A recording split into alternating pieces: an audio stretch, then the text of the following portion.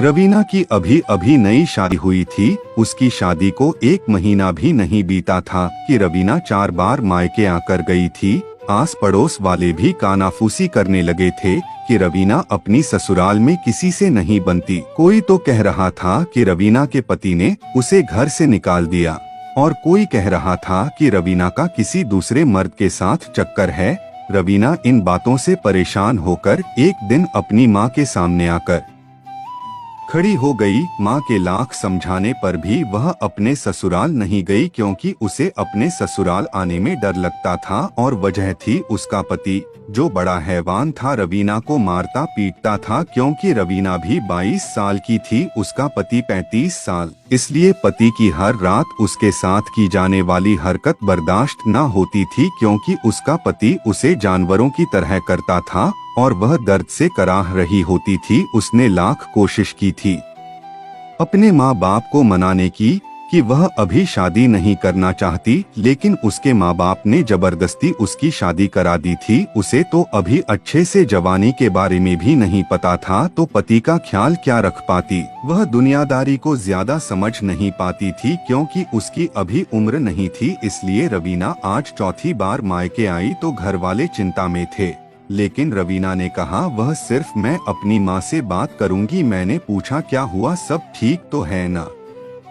नहीं, वहाँ कुछ ठीक नहीं है। रवीना ने कहा कि वह मुझे हर रात बहुत परेशान करता है। शुरू के कुछ दिन तो ऐसे ही रहते हैं, नया नया है ना, बाद में सब ठीक हो जाएगा, इसमें यहाँ आने की जरूरत नहीं है, उसकी माँ ने कहा। तभी रवीना ने कहा कि वह मेरे लिए गंदे गंदे कपड़े लेकर आते और मुझे पहनने के लिए कहते हैं। अगर मैं नहीं पहनती तो वह मेरे साथ जबरदस्ती करते और अलग अलग तरीकों से मुझे मारते हैं। यह सब मुझसे बर्दाश्त नहीं होता।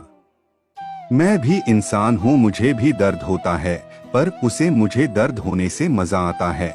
जब मैं दर्द से तड़पती रहती हूँ तो उसमें और जोश आता है। यह क्या हो गया, मेरे दामाद को ऐसा क्यों कर रहा है? पता नहीं, उसकी माँ ने कहा। तभी रवीना ने कहा उसके अंदर लाखों इच्छाएं दबी पड़ी है, जो वह मेरे साथ पूरा करना चाहता है, इसलिए वैसा कर रहा है।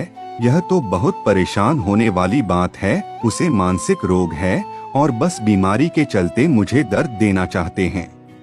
मैं परेशान हो गई हूँ, मुझे कुछ समझ नहीं आ रहा है कि मैं क्या करूँ। रवीना की माँ ने अपने दामाद को बुलाया और कहा, दामाद जी, आपने पहले क्यों नहीं बताया कि आप दिमागी रूप से स्वस्थ नहीं हैं? हमने तो आपको बहुत ही सुलझा, समझदार और इज्जत करने वाला लड़का समझा था, और आप हमारी बेटी के साथ इतना गलत कर रहे हैं। उसने पूछा, क्यों, क्या हुआ मम्मी जी, आप ऐसे क्यों बोल रही हैं? हमने तो आपको कोई धोखा नहीं दिया, शायद आपके किसी ने कान भरे हैं। अरे किसी ने नहीं, मेरी बेटी ने मुझे बताया है कि तू हर रात पागलों की तरह उसे अपने नीचे रौंदता है। वो यह सब सुनकर सकपका जाता है। उसके माथे पर पसीना निकल आया और उसका चेहरा फीका पड़ गया। मतलब मम्मी जी, तुम अच्छी तरह से समझते हो, और मैं भी। अगर तुमने यह सब बंद नहीं किया और कुछ गलत हो गया तो रवीना का बचना मुश्किल हो जाएगा, और तुम्हारा भी अभी इतनी समझदार नहीं है,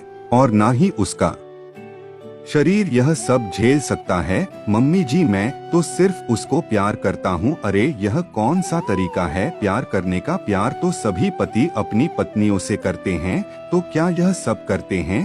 तभी दामाद जी ने कहा, आप यकीन मानिए, मैं जानकर ऐसा नहीं करना चाहता, लेकिन रात आते आते पता नहीं क्या हो जाता है, मेरी धड़कन तेज हो जाती है और मैं बेचैन हो उठता हूँ। अगर मैं यह सब नहीं करता हूँ तो मेरा दिमाग काम करना बंद कर देता है, मैं क्या करूँ? तभी रवीना की माँ ने कहा, अगर तुम्हें यह सब करना ही है तो तुम उसका मजा मेरे साथ भी ले सकते हो। मैं तुम्हारी पूरी मदद करूँगी और मेरी बेटी को वह सब नहीं झेलना पड़ेगा। वह कैसे सासू माँ, आज रात तुम यहीं रुक जाना, सब सो जाएंगे तो मैं इशारा करूँगी और तुम चुपचाप मेरे पीछे आ जाना। उसने ऐसा ही किया। तब उसके दामाद ने सास के साथ वह सब किया।